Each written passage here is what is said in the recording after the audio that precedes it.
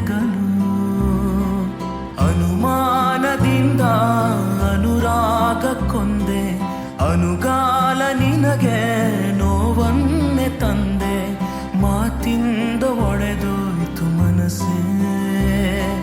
ದಯಮಾಡಿ ನನ್ನನ್ನು ಕ್ಷಮಿಸೆ ಬೆಸೆದಂಥ ಬೆರಳು ಜೊತೆ ಇದ್ದ ನೆರಳು